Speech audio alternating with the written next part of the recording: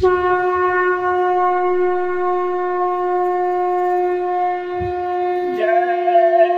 गुरुदेव, जय गुरुदेव। बच्चों चरित्रवान बन जाओ, देश सेवा कर नाम कमाओ, हाथ जोड़ कर विनय हमारी, हो जाओ सब शाकाहारी।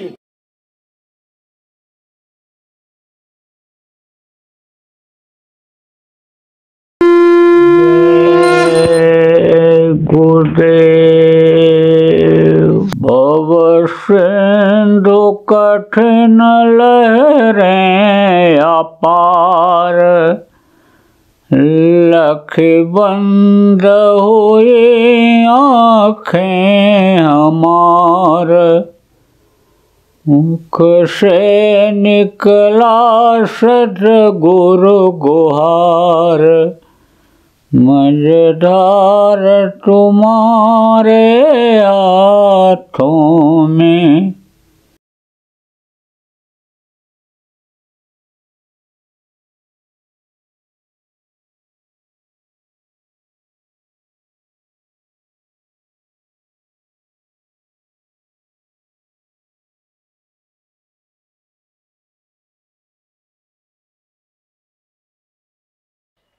अशिला काम क्या है? अर्थ धर्म काम। अशिला काम क्या है?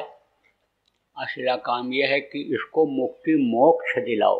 अर्थ धर्म काम और मोक्ष। मोक्ष का मतलब क्या होता है?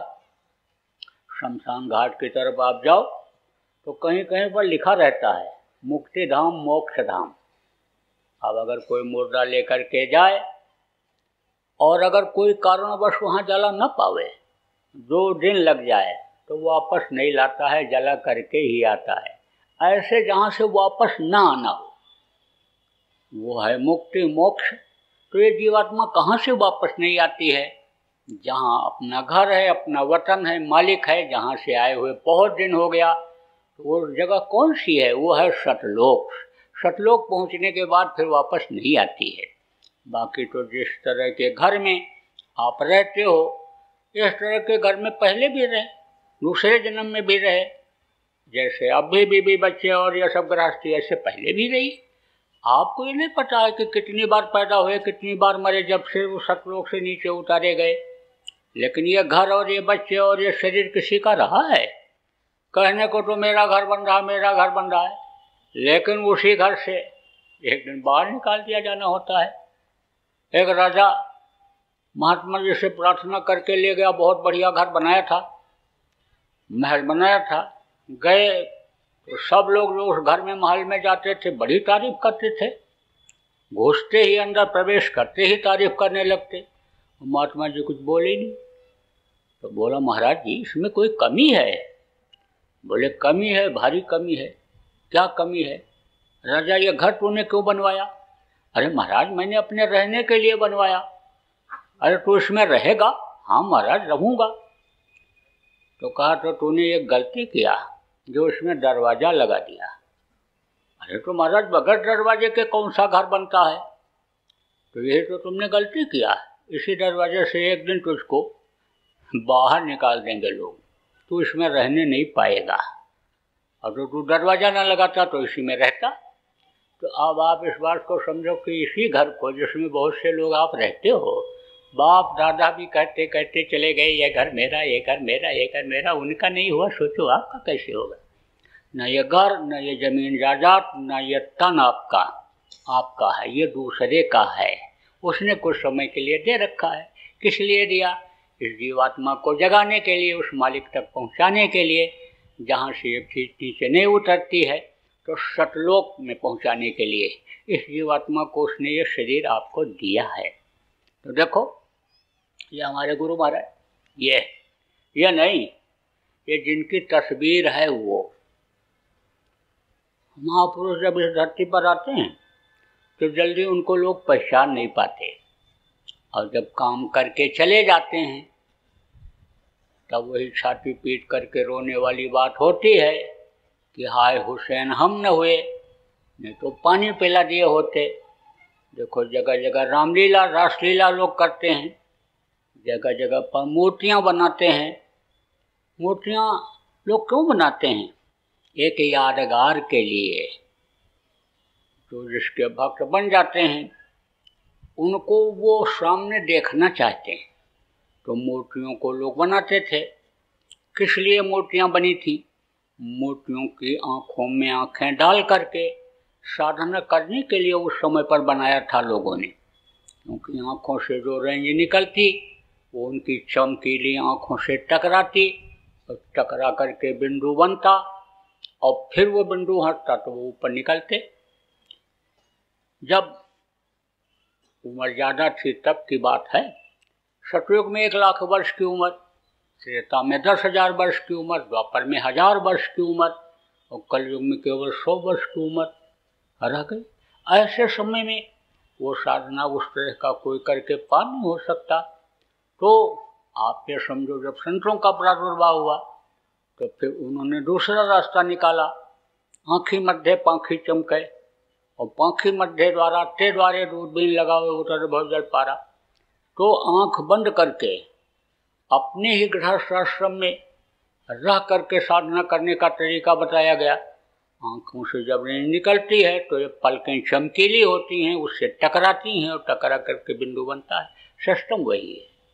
अब कुछ लोगों की सोच ये बन गई कि मूर्ति की पूजा करके पार हो जाएंगे, फोटो को फूल पत्ती प्रसाद चढ़ा करके पार हो जाएंगे। तो ये तो एक तरह से ना जानकारी वाली बात है। बचपना जैसे बच्चे को समझ में नहीं आता हर चीज़, ऐसे बचपना वाली बात है। अब आप ये समझो कि फोटो की ज़रूरत भी नहीं, आप समझो कोई ज़रूरत नहीं है। अगर यह मालूम हो जाए कि गुरु का दर्शन, महापुरुष का दर्शन, देवी देवताओं का दर्शन इसी मनुष्य शरीर के अंदर होता है। और कैसे होता है? ध्यान लगाने से होता है। मन को रोक करके, आंख बंद करके, अंतर में एक जगह पर दृष्टि को टिका करके करने पर होता है। और वैसा अगर आदमी करने लग जाए तो अभी दर्शन अंतर में होने लग जाए, तब क्या ज़रूरत है इसी फोटो लगाने की? कोई ज़रूरत ही नहीं रह जाएगी। आप इस बात को समझो कि आप बहुत से लोग नामदानी गुरु महाराज के यहाँ पर हो। गुरु महाराज के पास आप तरह तरह की इच्छा लेकर के आए। गुरु महाराज के पास बहुत से लोग आए हमारा रोग ठीक हो जाए, बहुत से लोग आए कि हमारा बिगड़ा काम बन जाए, कोई कहा नौकरी में प्रमोशन हो जाए, नौकरी मिल जाए, पास हो जाऊं, तरह तरह की इच्छा लेकर लोग आए। अब उन्होंने जब देखा कि दुखी हैं तो दुख दूर करने के लिए ही संत इस धरती पर आते हैं। परमार्थ के कारण संतन धरत शरीर, परमार्थ के लिए आते हैं। तो उन्होंने उपाय बताए और आपको फायदा हुआ। जब आपको फायदा हुआ तो बस आप यही समझ बैठे कि इनसे और कुछ नहीं, बस खाली यही सब चीज़ें हमको मांगनी चाहिए। और वही चीज़ आप उनसे मांगते रहे और वही चीज़ आप लेते रहे। जो अनमोल चीज़ उन्होंने दिया, रुपया पैसा धन दौलत से खरीदी जाने वाली चीज़ जो उन्होंने दिया, उसकी आप लोगों ने कदर नहीं किया, उनके आदेश का पालन नहीं किया। चलो ठीक है, भाव से अगर आप आदेश के पालन में लगोगे, विश्वास के साथ अब अगर लग जाओगे जो पुराने गुरु महाराज के नामदानी हो, और आप ध्यान लगाने लगोगे और अंतर में गुरु महाराज का दर्शन आपको होने लगेगा, तो फिर फोटो लगाने की ज़रूरत क्या रहेगी। तो मैं आपको ये बता रहा था कि महापुरुषों को जल्दी लोगों ने पहचाना नहीं, क्योंकि महापुरुष भी माँ के पेट से ही पैदा होते हैं, संत भी माँ के पेट में ही बन करके बाहर निकलते हैं। लेकिन उस समय के मौजूदा संत के पास पहुँच जाते हैं और रास्ता ले करके और अपनी आत्मा को जगाते हैं। और आत्मा जब जग जाती है, उस मालिक के पास पहुँच जाती है, तो कहा सोई जाने ते देव जनाई, और जाना तुम्हें हो जाई। जैसे बर्फ़ के ऊपर हाथ रख दो ठंडा हो जाता है, असर आ जाता है, ऐसे उस मालिक का असर आ जाता है। किन के ऊपर आ जाता है? जीवात्मा पर, संतों के। और जीवात्मा रहती किस में है? ये पंचभौतिक शरीर में रहती है, ये हड्डी मांस के शरीर में रहती है। तो शरीर में भी शक्ति आ जाती है, शरीर में भी ताकत आ जाती है, उसका असर आ जाता है कि जैसे हाथ गर्म करके ऊपर से कपड़ा लगा दो और ऊपर से रखो हाथ कपड़े के तो भी गर्म मालूम पड़ेगा, ठंडे के ऊपर रख करके कपड़ा लपेट के से रखो तो उस पर भी ठंडी का असर है। ऐसे ही जीवात्मा का असर उन पर आ जाता है, उनकी बोली वाणी और यह सब वो बदल जाती है। अब आप ये समझो कि जब उनको इस बात का आदेश होता है कि अब तुम जीवों का काम करो, तो संत तो बहुत हुए, तरह तरह के हुए, गुप्त संत भी तमाम हुए, लेकिन प्रगट संत वो हुए कि जिनको आदेश मिला काम करने का, उन्होंने काम किया जीवों का, जीवों के लिए काम करने का आदेश उनको होता है। कौन देता है? उस समय पर जो यानी संभाल करते रहते हैं, जो काम करते रहते हैं जीवों का, वही आदेश देकर जाते हैं कि अब ये हमारा काम देखेंगे, ये करेंगे। उनको पावर शक्ति वो देते हैं और दे करके चले जाते हैं। तो ये संतों का देश है। संत जब चले गए तो लोग मतलब ये फोटो लगाना शुरू कर दिए। तो ये फोटो जिनका है वो हमारे गुरु महाराज बहुत से लोगों को रास्ता बताया और रास्ते पर उन्होंने चलाया, और रास्ते पर चलाया ही नहीं, उन्होंने अन्य समझो बहुत से जीवों को पार भी कर दिया। अब इस दुख के संसार में आने वाले नहीं हैं। तो जब जाने को समय उनका हुआ तो उससे कुछ दिन पहले ही मेरे लिए आदेश दे करके गए थे कि ये नए लोगों को नामदान देंगे और पुरानों की संभाल करेंगे। तो मैं तो बराबर उनके आदेश के पालन में लगा हुआ हूँ और बराबर लोगों को समझाता रहता हूँ, बताता रहता हूँ। लेकिन देखो, एक स्वाभाविक बात होती है कि जैसे किसी को बुखार हो गया और बुखार की दवा आपने मीठी भी पिलाई तो बुखार से उसका जबान कड़वा हो जाता है, तो मीठी दवा भी कड़वी लगती है। ऐसे ही यह दुनिया का बुखार, धन दौलत का बुखार, मान प्रतिष्ठा इज्जत का बुखार, और आप ये समझो या अन्य इंद्रियों के भोग का बुखार जिसके ऊपर चढ़ जाता है, उसको मीठी दवा भी यानी कड़वी जैसी लगती है, मीठी बातें भी ऐसी लगती हैं। तो मैं तो सबको बताता हूँ, दुश्मनी किसी से नहीं रखता हूँ, क्योंकि आप शरीर को देख करके, चेहरा मोहरा देख करके, कपड़ा लत्ता देख करके आप दोस्ती करते हो, दुश्मनी करते हो। मैं अगर इस चीज़ को देखने लगूंगा तो मुझे तो काम जो हमारे गुरु महाराज करते थे जीवात्माओं का, उसको करना है। तो मुझे तो जीवात्माओं को देखना है। देखो, आप इस बात को समझो प्रेमी, यह व्यवस्था किसने बनाई? हिंदू, मुसलमान, सिख, ईसाई, ब्राह्मण, क्षत्रिय, वैश्य किसने बनाया? इसको आपने बनाया। उसने तो केवल एक इंसान बनाया, हड्डी सबकी एक जैसी, मांस सबका एक जैसा, खून सबका एक जैसा, बोली बानी सबकी मनुष्य की एक ही जैसी। आप ये समझो, किसी का गला बैठ जाए, ठंडी लग जाए, आवाज़ बदल जाए, वो बात तो अलग है। मौसम का असर हो जाए, खान पान का असर हो जाए, वो बात अलग है। लेकिन बोली आदमी ही जैसी सबकी, टट्टी पेशाब का रास्ता, हाथ मुँह सबके एक जैसे हैं। तो उसने जो बनाया, एक बनाया, जीवात्मा सबके अंदर एक जैसी डाली। तो मैं तो सिया राम में सब जग जानी, करूँ प्रणाम जो रूपन, सबको अपना ही मानता हूँ। जो नए लोग हैं, कोई भी आ जाए कहीं भी नामदान देता हूँ और पुरानों के संभाल वाली ही बात करता हूँ कि भाई शरीर को स्वस्थ रखो, लड़ाई झगड़ा मत करो, लड़ाई झगड़े से कोई काम बनने वाला नहीं है, प्रेम से सब लोग रहो। अब आप ये समझो, ये चीज़ें कब खत्म होती हैं? जब खान पान खराब हो जाता है, जब चाल चलन खराब हो जाता है।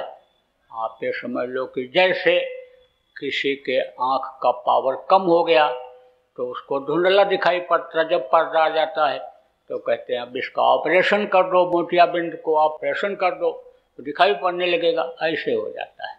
कन मुकुर मलिनी और नयन विहीना, राम रूप देखें किम दीना, तो असर आ जाता है। रोग से बचने का क्या तरीका? जैसा शुरू मैंने बताया कि रोगी शरीर हो जाएगा, तो आप भजन भाव भक्ति कुछ नहीं कर सकते हो। निंदा अपमान हो जाएगा, लड़ाई झगड़ा आपका होगा तो कुछ नहीं कर सकते हो। आप ये समझो मेहनत और ईमानदारी की कमाई नहीं करोगे तो बरकत खत्म हो जाएगी। क्योंकि लक्ष्मी को जब इज्जत के साथ सम्मान के साथ लाते हैं, मेहनत करके पसीना बहा करके लाते हैं, तब वो खुश होकर के रहती हैं और नहीं तो चली जाती हैं। जुआ में जीत करके लाता है रुपया पैसा, लेकिन दूसरे दिन फिर हार जाता है, चली जाती हैं वो। आप ये समझो कि इसीलिए मेहनत और ईमानदारी की कमाई बताई जाती है। खाना पीना कुछ इस तरह का होता है जो नुकसान करता है। बहुत से लोग जानकार होते हैं, तो इतना समय तो नहीं है हमारे पास, हमको बातें तो हम अगर बताना चाहें तो हम स्वास्थ्य पर भी आपके बहुत समय तक समझा बता सकते हैं, लेकिन मोटी मोटी बातें तो मुझको बतानी है। तो मोटी बातें तो मुझको ये बतानी है कि ये शरीर शाकाहारी भोजन के लिए बनाया गया है। इसके अंदर आप मांस मछली मत डालो। मांस मछली डाल देते हो और उसका खून जो बनता है उस शाकाहारी मनुष्य खून से मेल नहीं खाता है, और जब मेल नहीं खाता है तो तरह तरह की बीमारियां हो जाती हैं। और मांस खाने वाले का खून गर्म होता है, तो गर्म और ठंडा खून, यानी आप समझो कि गर्मी और ठंडी, देखो बुखार लग देती है, जुकाम कर देती है, गर्मी ज़्यादा लग जाती है, ठंडी में कोई रहने वाले को तो दस्त आने लगता है, तो तकलीफ बढ़ जाती है। आप देखो कोई गरिष्ठ अन्न खा लो तो कहते तो दिमाग काम नहीं कर रहा, डॉक्टर कहता ब्लड प्रेशर हाई हो गया। तो खून का दौरा जब तेज हो जाता, गर्म हो जाता है, तब तकलीफ होती है। कहते ना हट जाओ मेरी नज़रों के सामने से, मेरा खून खौल रहा है। मांसाहारियों का ज़्यादा खौलता है। आप देखो कुत्ता और बैल आप ले लो, 4 साल, एक कमरे में 4 कुत्ता बंद कर दो, एक कमरे में 4 बैल बंद कर दो। रात को बैल के लिए आप चारा डाल दो, रात भर खाएंगे, आराम से सुबह निकल जाएंगे, गोबर करेंगे निकल जाएंगे सुबह। 4 कुत्ता बंद कर दो, रोटी डाल दो, रोटी भी खाएंगे, रात भर झों झों झों झों भूकेंगे। और सुबह जब दरवाज़ा खोलोगे तो किसी का कान कटा हुआ, किसी पूंछ कटी हुई, किसी के पैर से खून बहता दिखाई पड़े। नोचेंगे एक दूसरे को क्रोध में आकर के। खून गर्म होता है, खून जब गर्म हो जाता है गुस्सा आता है। तो देखो बाप बेटा को मार दे रहा है, बेटा बाप को मार दे रहा है, पत्नी को मार दे रहा है, कोई पत्नी पति को मार दे रही है। ये क्या है? इसी का असर है, खून का असर। जैसा खाओ अन्न वैसा हो, मन जैसा पियो पानी वैसी हो वाणी का। तो भाई लड़ाई झगड़ा से बचने के लिए आप ये समझो कि शाकाहारी रहो, शरीर को स्वस्थ रखने के लिए शाकाहारी रहो। जो भी भजन पूजन आप करो वो आपका कबूल हो जाए, स्वीकार हो जाए। उसके लिए मानो मंदिर को, जिस्मानी मस्जिद को, गुरुद्वारा को साफ सुथरा रखो। गुरुद्वारा मस्जिद मंदिर है, कोई चला जाए गंदी चीज अंदर डाल दे तो कोई वहाँ न पूजा करेगा और न ही नमाज अदा करेगा, न ही कोई ग्रंथ का पाठ करेगा। कहेंगे यहाँ से कबूल नहीं होगा, जगह गंदी हो गई। तो इसको साफ सुथरा रखो। और कम खाओगे तो रोग से बचे रहोगे, ज़्यादा खा लोगे पेट फूलेगा, डॉक्टर के पास जाओगे तो ऑपरेशन कर देगा। अब एक बार ऑपरेशन करा लो तो कोई गारंटी है दोबारा नहीं कराना पड़ेगा। दोबारा जाओगे फिर ऑपरेशन, तिबारा जाओगे फिर ऑपरेशन। एक आदमी तो थक गया, ऑपरेशन कराते कराते डॉक्टर ने फिर बता दिया। तब कहा डॉक्टर साहब आपकी बार ऑपरेशन करने के बाद सिलाई मत करना, टाँका मत लगाना, चैन लगा देना, चैन या तो बटन लगा देना, क्योंकि फिर आऊँगा तो फिर ऑपरेशन करोगे तो बटन खोल के कर देना, काहे को काट पीट फिट करना रहे। अब ऑपरेशन कराने की नौबत क्यों बार बार आती है? क्योंकि डॉक्टरों को पैसा मिलता है। उसने पढ़ाई शुरू किया नहीं कि खर्चा चालू, डोनेशन देकर नाम लिखाते हैं, फिर पढ़ाई की फीस देते हैं, लौट करके आते तो नर्सिंग होम बनवाते हैं, स्टाफ रखते हैं। तो 500 रुपये के फीस से चलेगा अस्पताल के? कर्जा भर पाएंगे? वो तो हलाल करते हैं, लेने की कोशिश करते हैं कि ज़्यादा से ज़्यादा खींच लो, ऑपरेशन करके पैसा ले लो। दूसरा कारण क्या है ऑपरेशन कराने का? आपको नहीं पता है शरीर कैसे चल रहा है। मैं बताता हूँ। जीवात्मा यहीं पर बैठी हुई, इसकी ताकत आँख से, कान से, और जब मुँह से, और यहाँ गले से, कंठ से, यहाँ से, और हृदय से, यहाँ से, और यहाँ पर पड़ती है नाभि परीक्षा करें, यहीं से चक्र शुरू हो जाता है। ये कंठ चक्र, ये आद्या महाशक्ति का स्थान बताया गया, ब्रह्मा विष्णु महेश की माँ ये। और यहाँ हृदय चक्र शिव और पार्वती का स्थान, और ये नाभि चक्र विष्णु और लक्ष्मी का स्थान, और इंद्रिय चक्र पेशाब का मुकाम ब्रह्मा सावित्री गायत्री का स्थान, और गोरा चक्र ये जिससे मल त्याग करते हो यानी गजस का स्थान बताया गया। इनकी देवियाँ भी वहीं पर हैं, रिद्धि सिद्धि इनकी सेवा करती रहती हैं गणेश की। और इनकी देवियाँ यानी समझो वो आपके गायत्री सावित्री सरस्वती, ये आप समझो ब्रह्मा की सेवा करती रहती हैं। उनकी परछाई पड़ती है, रहते तो वो अलग हैं, जब बॉडी पे भारत खंड आर्यावर्त कहा गया ना, लेकिन परछाई पड़ती है, रेंज पड़ती रहती है सबकी। रेंज कैसे पड़ती है सब अभी आपके समझ नहीं आएगा, लेकिन जो पढ़े लिखे विद्वान लोग हो इस चीज़ को आप समझ सकते हो। ऐसे जैसे टार्च जलाते हो तो उसकी रोशनी कहीं पड़ती है, ऐसे ऐसे पड़ती है। ये इसके द्वारा चक्र हैं यहाँ पर, ये चक्र चलते रहते हैं। और जब वो स्थान रुक जाता है तो वह स्थान शून्य पड़ जाता है।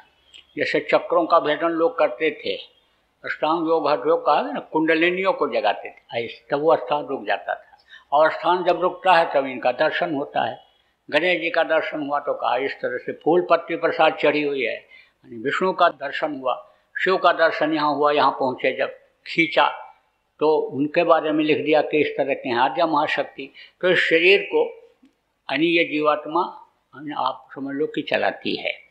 और इंगला पिंगला सुषमना ये 3 नाड़ियाँ हैं, और इनसे 72,000 नसें निकली हुई, 72,000। बहुत सी नसों को आप देख नहीं सकते हो। डॉक्टर जब काट देता है, नसें कट जाती हैं तो सिस्टम बिगड़ जाता है। कुछ लोग आपको इस तरह से भी कहते हुए मिल जाएंगे कि जब से ऑपरेशन कराया तब से तबीयत ठीक नहीं रहती है, इसलिए ऑपरेशन से बचना चाहिए, न चले तभी कराना चाहिए। अब तब थोड़ा खाओगे हजम हो जाएगा, तब ऑपरेशन की ज़रूरत पड़ेगी नहीं। संयम नियम का पालन करना चाहिए। मोटी बात समझो कि जब भूख लगे तब खाओ। कैसे पता चलेगा कि भूख लगा है? शुगर के मरीज को हमेशा भूख लगा रहता है।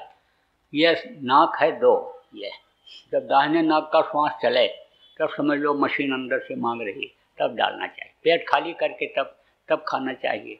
जब इच्छा जग जाए कि अब कुछ खाना चाहिए, जब उसके लिए तड़प जगे कि अब कुछ मिलना चाहिए, तब लेना चाहिए। बहुत सारी चीज़ें हैं। हमारा आश्रम उज्जैन मध्य प्रदेश में है, वहाँ पर कार्यक्रम होते रहते हैं। मध्य प्रदेश उज्जैन में जब आप आओगे, कई दिन का सत्संग रहेगा, तो आपको और बहुत सारी चीज़ें स्वस्थ रहने की बता दी जाएंगी। आपको संयम नियम बता दिया जाएगा। संयम नियम किसको कहते हैं? देखो, कोई आदमी खा के आया और रसगुल्ला ला के रख दो प्लेट में, को खा लीजिए, तो कहेगा नहीं भूख नहीं, अभी खाना खा के आए। अरे ले लीजिए कर, थोड़ी देर तक तो देखता रहेगा, फिर एक उठा लेगा, धीरे धीरे खाएगा, खत्म हो जाएगा तो दूसरा भी उठा लेगा, वो भी खा जाएगा। देखो ना उसकी तरफ खाते हुए, तो तीसरा चौथा पांचवा सब खा जाएगा, एक नहीं छोड़ेगा। लेकिन कुत्ता खा पी करके आया है। देखो, आदमी संयम नियम का पालन करता है कि जानवर करते हैं। कुत्ता खा पी करके आया है और उसके सामने कोई चीज़ बढ़िया से बढ़िया चीज़ डाल दो तो सूंघ करके छोड़ देता है। अगर बड़े आदमियों के घर का कुत्ता है और घूमने वाले हैं तो उनको ये मालूम है अपना इंतजाम नहीं करेंगे, खाने को नहीं पाएंगे, तो वो सूंघ करके उठा करके ले जाता है, कहीं छिपा के रख देता है, और जब भूख लगती है तब खाता है। और आदमी देखो, 12 महीना में 1 महीना कुंवार महीना आता है, जब पगलाता है वो आदमी को देखो हमेशा पागलपन सवार। तो संयम नियम का पालन करो, कम खाओ गम खाओ, 2 बात बर्दाश्त कर लो, छोटे बन जाओ तो सब प्यार करने लगेंगे। अब आप देखो सास और बहू का झगड़ा मशहूर है, हर घर में होता है कुछ न कुछ। गरीब घर की सास और बहू जब लड़ती हैं, भद्दी बद गाली देती हैं तो सबको मालूम हो जाता है। और बड़े आदमियों के घर की सास और बहू जब अंग्रेजी में गाली देती हैं एक दूसरे को, सबको नहीं पता चलता, लेकिन होता सब क्या है। किसी किसी घर में तो ऐसा भी होता है कि सत्संगियों की लड़कियां जाती हैं, बेचारी परेशान हो जाती हैं। अब वो भी कारण आपको बता दें। कारण आपको ये समझो कि एक लड़की आई मेरे पास, उसकी माँ लेकर आई, बोले महाराज जी इसको समझाओ, ये कह रहे हम ससुराल जाएंगे ही नहीं। तुमने कहा बच्ची क्या बात हो गई? बोले महाराज जी आप ही कहते हो कि किसी को लठ मार दो और घाव बन जाए तो वो ठीक हो जाता है, लेकिन बातों का घाव नहीं भरता है, नहीं ठीक होता है। तो कड़क मत बोलो किसी को। तो हमारी सासू माँ तो कड़क ही बोलती, मैं तो ऊब गई सुनते सुनते। अब उस घर में तो पैर रखने का मन नहीं कहता है। तो हमने कहा तो तू सुनती क्यों है? अब नाराज होकर के बोली कहाँ घर छोड़ करके चले जाएं। तो हमने कहा तुझको तो भजन करने के लिए बता दिया गया, जब वो बोलने लग जाए तो कान में उंगली लगा ली, आंख बंद कर ले। क्या बोल रही हैं सुनेगी नहीं, क्या हाथ से हाथ मुंह से इशारा कर रही हैं देखेगी नहीं, तो झगड़ा झंझट चल जाएगा। क्रोध क्या है? एक अग्नि है, जैसे आग जलती है बुझ जाती है, ऐसे क्रोध भी थोड़े समय के बाद बुझ जाता है। अब आप इस बात को समझो कि आप प्रयागराज में यहीं वो थे, महाराज थे ना राधा स्वामी के, एक यहाँ पेड़ था। पुराने लोग जो होंगे बहुत पुरानी पढ़े होंगे किताबों में, उनको मालूम होगा। तो उसका दातून लाते थे, एक प्रेमी थे उनके लिए, और दया हो गई तो उसको भी मनुष्य शरीर मिल गया था।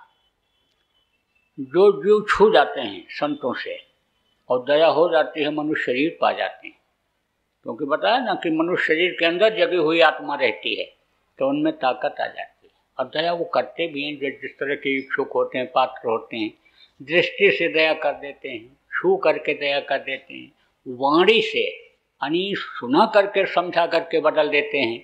अंगुलमाल और वाल्मीकि जैसे डाकू देखो बदल गए पल भर के सत्संग, तो दया कर भी देते हैं।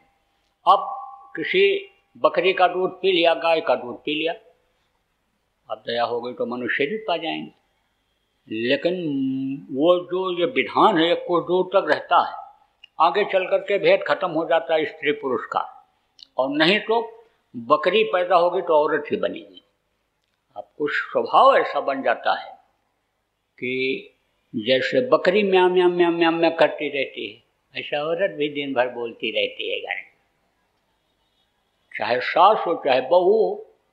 तो बच्चियों अब अगर ऐसे से पाला पड़ जाए, माताओं जो सास बैठी हो आपका ऐसे बहू से पाला पड़ जाए, तो आप भजन पर बैठ जाओ। जिनको नहीं मालूम हो तरीका बता दिया जाएगा भजन करने का, फिर झगड़ा झंझट सब टल जाएगा। तो देखो ये मोटी बात आपको लोक बनाने का तरीका बताया। अब बताऊंगा परलोक बनाने का तरीका, कि जिसके लिए गोस्वामी जी ने कहा कि कलयुग केवल नाम आधारा और सुमिर सुमिर न रोता नहीं पारा। इसके लिए उन्होंने कहा राम न सकहि नाम गुण गाई और कह लग करो मैं नाम बढ़ाई। जो धनियों के मुंह से 24 घंटा निकलता रहता है और कभी खत्म नहीं होता है। आप इस बात को समझो कि आप बोलते हो, आपकी आवाज़ कुछ दूर के बाद खत्म हो जाती है, लेकिन उनकी नहीं खत्म होती है, क्योंकि वो इस माया के लोक में नहीं आते हैं। वो मायक नहीं होते हैं। मायक कौन होते हैं? जो माँ के पेट में बन करके बाहर निकलते हैं, माया के देश में रहते हैं, माया के देश में रहने वाले लोग उनका नाम रखते हैं, वो मायक होते हैं। अब उन्हीं नामों में से जब महापुरुष को काम करना होता है, लोगों को लाभ फायदा दिखाना होता है, कराना होता है, तो एक नाम को जगा लेते हैं। जब जब महापुरुष आए एक नाम को उन्होंने जगाया। आप देखो कि अभी इधर ही से चलो, अभी आपके जैसे राधा स्वामी नाम से लोगों को फायदा होता था जब वो थे, मौजूद थे। जब मौजूद रहते हैं ताकत उसमें रहती है, फायदा होता है। वाहे गुरु वाहेगुरु से बहुत लोगों को फायदा हुआ। अब आप ये समझो वाहेगुरु का क्या मतलब होता है। गुरु के जलवा को जब देखा उन्होंने अंदर में, तो वाह वाह वाह वाह बोलने लग गए नानक साहब।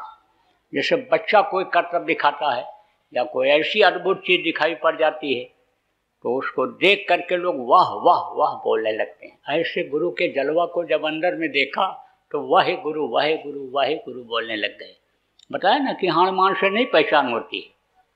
कबीर साहब ने जब इंदुमती को नामदान दिया और जब वो वहाँ पहुँची, देखा सतलोक में यही बैठे हुए हैं, तब बोली कि आप हमको मृत्युलोक में बता दिए होते कि मैं ही सब कुछ हूँ तो मुझको इतनी मेहनत क्यों करनी पड़ती। तब उन्होंने कहा तुझको विश्वास न होता कि मनुष्य शरीर में भी इतनी ताकत हो सकती है, इसलिए तुझको मैंने रास्ता बताया, रास्ते पर चलाया, तेरी मदद किया और फिर ला करके ये जलवा दिखाया। बोल तेरी मदद किया कि नहीं किया। तब चरणों पर गिर पड़ी, बोली आपके मदद के बगैर तो मैं एक कदम आगे नहीं बढ़ सकती थी। क्यों? इसलिए कि जैसे ही ये जीवात्मा निकलती है बाधाएं शुरू हो जाती। रिद्ध सिद्ध प्रेरे वो भाई, बुद्धि लोभ दिखावे जाए। आप ये समझो कि तुरंत बुद्धि लगाने लगती है कि इनको फंसाओ किसी तरह से। ये धन ले लो, दौलत ले लो, मान प्रतिष्ठा ले लो, मुर्दा को छोड़ोगे जिंदा हो जाएगा, ये ताकत है। सत्संग इसीलिए सुनाया जाता है कि छोटी चीज़ों में मत फंसो, बड़ी चीज की इच्छा रखो। ये दुनिया किसने बनाया? दुनिया उस मालिक ने, परमात्मा जिसको अल्लाह ताला कहते हो, उसने बनाया। अब अगर दुनिया बनाने वाला आपको मिल जाए तो दुनिया की चीज़ों के लिए तरसना पड़ेगा? कभी भी नहीं। जो इच्छा की नहीं मनमाही। और हर प्रताप का जिस चीज़ की इच्छा करोगे वो चीज़ हाजिर हो जाएगी। तो ये सब बाधा डालती है। माया के लोग से देखो अच्छे लोग गिर गए, संगे को भंगे का डाला, नारद के पीछे पड़ गए पछाड़। योग करत गोरख जी को लूटा, नैमी को लूटा, हलवा खिलाए। अब आप तो कहोगे कि माया के लोक में ये गिर जाएंगे साधक जो होंगे, और ये जो माया का रूप हैं औरतें, ये ध्यान लगाएंगे सीधे सतलोक जाएंगे। तो इनके भी फंसाव का इंतजाम कर रखा है उसने। सुंदर सुंदर बच्चे बढ़िया ताज लगाए हुए, ठमकते मुस्कराते हुए जब दिखाई पड़ते हैं तो ये उन्हीं पर मोहित हो जाती हैं। जब आँख खोलती हैं तो वो बच्चे तो यहाँ मिलते नहीं हैं। अपने ही बच्चों से, पड़ोसियों के बच्चों से इतना प्रेम हो जाता है कि भजन पूजन सुमिरन ध्यान सब खत्म। बस उन्हीं सेवा शुश्रूषा वही दिखाई पड़ते हैं, कलेजे का टुकड़ा मान लेती हैं उनको। जय गुरुदेव। सरकारी व गैर सरकारी अनुदान के लिए बिना सत्संगियों के सहयोग द्वारा जनहित के कार्यों में लगी हुई बाबा जय गुरुदेव धर्म विकास संस्था का मुख्यालय पिंगलेश्वर रेलवे स्टेशन के सामने मक्सी रोड, उज्जैन, मध्य प्रदेश में है। यहाँ पर सत्संग व नामदान का कार्यक्रम होता रहता है। अतः आप श्रोताओं से अनुरोध है कि बाबा उमाकांत जी महाराज के आश्रम उज्जैन एक बार परिवार सहित जरूर पधारिएगा। आपके सुझाव के लिए व्हाट्सएप नंबर 9575600700।